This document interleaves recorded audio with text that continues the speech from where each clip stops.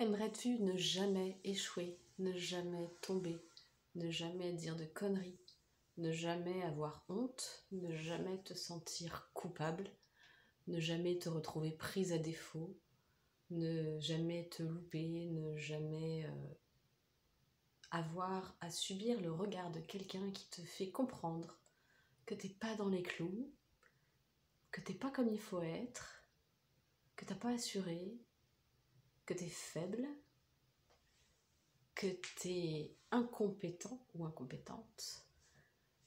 Ça s'appelle quoi ce truc? Ça s'appelle la vulnérabilité. Je t'en ai déjà parlé dans une autre vidéo. J'avais vachement envie de parler ici des bénéfices de la vulnérabilité.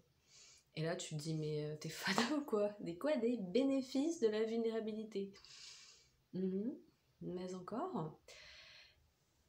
Eh ben je t'invite à aller regarder les fois où tu t'es retrouvé devant des gens qui ont été vulnérables.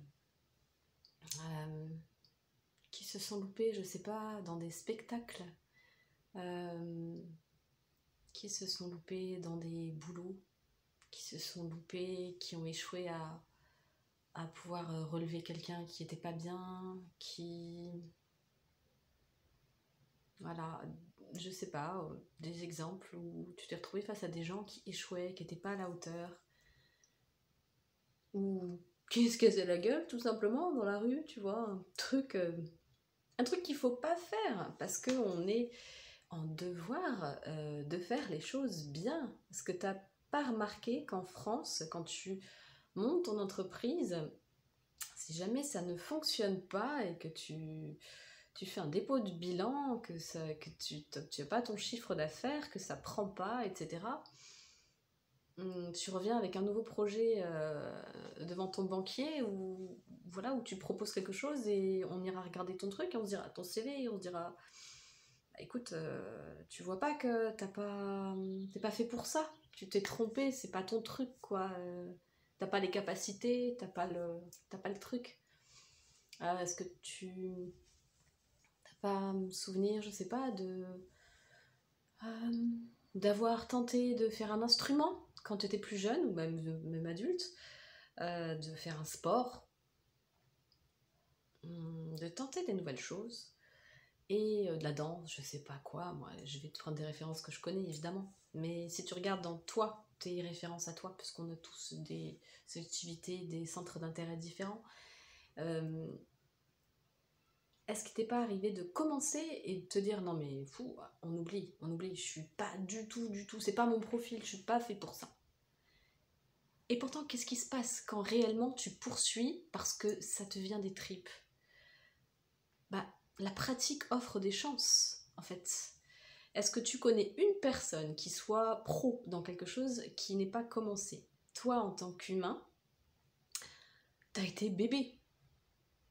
T'as été planté sur ton cul à pas pouvoir bouger parce que t'avais pas la motricité, la force suffisante et même les réflexes, toute la construction nécessaire de ton squelette et de ton système biochimique pour bouger. Une fois que ça a commencé à arriver, l'afflux de force, de tonicité, etc., tu as pu commencer à voir que tu pouvais bouger, donc du coup tu as commencé à faire un peu de quatre pattes, etc. Après tu as commencé à grimper sur tes pieds, tenir.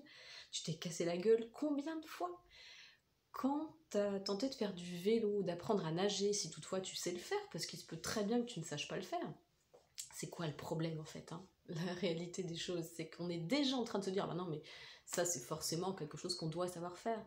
En fait, on est rempli de jugements sur ce qu'on doit faire, pas faire, sur ce qui est bien, mal, réussite, échec, et tout est relatif en réalité.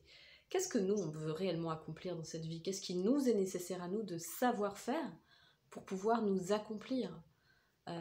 Si j'ai besoin de parler, de bien m'exprimer, c'est parce qu'il y a quelque chose derrière ça. Si j'ai besoin d'apprendre des compétences sportives, techniques, artistiques, c'est parce qu'il y a chez moi un grand pourquoi je veux le faire, il y a quelque chose qui m'anime.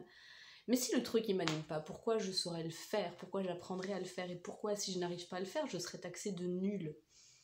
En réalité, on se pose pas ces questions-là. On est embringué dans nos croyances, dans nos systèmes de croyances qui nous font croire qu'on doit être ceci, qu'on doit être cela, que la norme c'est ça, et que si on n'est pas dans la norme, on n'est rien, ou on n'est pas valable.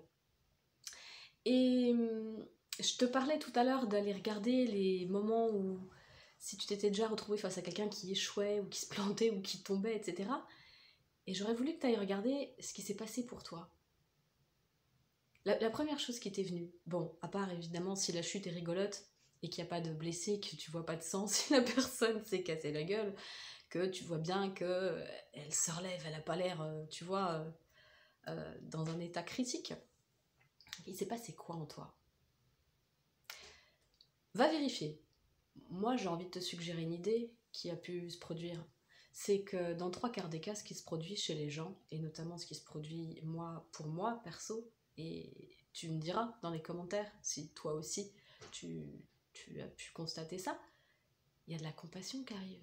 Il y a une envie de contribuer pour l'autre, de lui murmurer c'est pas grave, il n'y a pas de mal, t'es pas une merde pour autant, euh, t'es pas foutu pour autant, c'est pas parce que t'as échoué là que tu ne réussiras pas.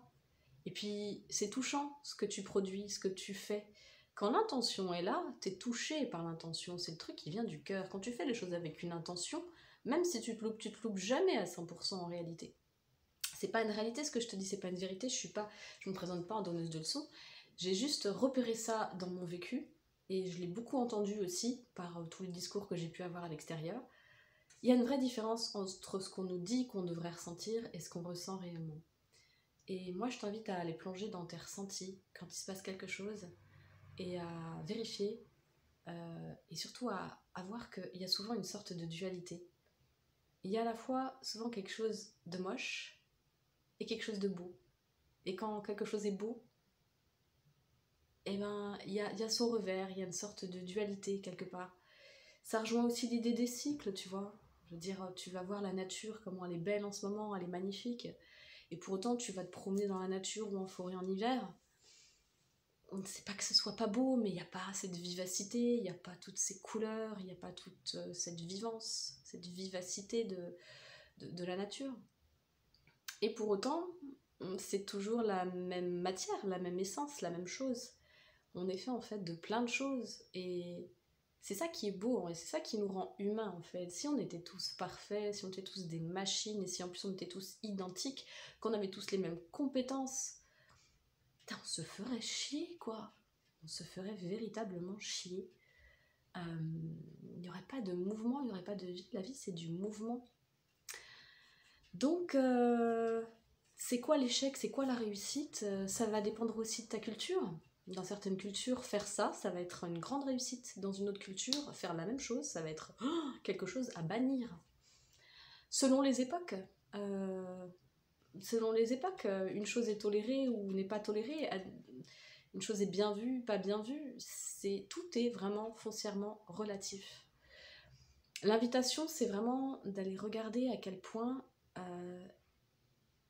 cesser de juger les choses en noir ou en blanc, en bien ou en mal, c'est une possibilité pour soi de se donner de l'ouverture, de l'espace, de la richesse, ne serait-ce que de soi envers soi. Combien de fois tu te juges dans la journée? Combien de fois tu te dis que t'es nul, que t'es pas à la hauteur, que c'est pas bien ce que tu fais, que tu n'es pas capable de faire ça, que ça vaut même pas le coup d'envisager de faire ça? Combien de fois tu fais ça? 1 milliard de fois. Donc, l'idée là, c'est d'aller sonder en soi en quoi le mot vulnérabilité résonne comme bon ou mauvais. Parce que bon et mauvais, ben moi c'est des trucs que j'essaie de retirer de mon langage. Parce que c'est très binaire, très duel. Et ça me fait pas forcément de bien. Voilà, je te souhaite un bon passage entre un monde et un autre, dirais-je, parce qu'avec ce qu'on vit en ce moment, c'est vraiment très, pour le coup, un peu binaire. On ressent beaucoup de mouvements, de solidarité, en même temps que de choses dramatiques. C'est là qu'on peut vraiment voir ce côté humain, très binaire, et qui pour autant fait notre force autant que notre vulnérabilité. On est vraiment face à soi. Et c'est pour ça que je fais cette vidéo, parce que c'est en étant face à soi qu'on peut le plus aller regarder en soi toute cette richesse, toute cette beauté, et y compris dans ce qu'on a de pire en soi. On a souvent peur d'aller regarder les ombres, d'aller regarder ce qui est moche en soi, le monstre en nous. Et au final, c'est souvent en allant accepter, regarder, accueillir ce qu'il y a de plus, entre guillemets, moche et incompétent, qu'on peut avoir accès au meilleur. On ne peut pas avoir l'un sans l'autre. C'est un canal par lequel passent les deux choses les plus costauds sur une polarité et les plus costauds au niveau de l'autre polarité. C'est l'ombre et la lumière, quoi. Si tu vas pas visiter ton ombre, comment ta lumière peut jaillir? C'est très très spirituel mon truc là, mais t'auras compris. Et si tu te reconnais pas dans ce discours, c'est pas vraiment important, puisque je ne dis pas la vérité, j'ai juste envie de donner des sujets qui moi me touchent et qui moi me font grandir et qui moi me donnent matière à être de plus en plus vivante, de plus en plus heureuse de vivre, heureuse de partager et heureuse d'être qui je suis avec les choses belles et les choses moins belles. Et en osant être, eh ben, ceux qui se reconnaissent dans ma beauté, tant mieux. Ceux qui se reconnaissent dans ce qui est moins beau chez moi, tant mieux aussi, on est des humains. Et le but, c'est d'aller vivre cette humanité. Je m'attarde pas plus longtemps, j'ai déjà fait une longue vidéo. Si ça t'a plu, n'hésite pas à mettre un petit j'aime. Si t'as envie de t'abonner, n'hésite pas non plus. Un petit commentaire pour me dire en quoi la vulnérabilité ça te parle ou pas et en quoi tu penses que ça peut être un atout plus que quelque chose qui dessert. Et je te dis à la prochaine. Ciao! Merci de m'avoir écouté.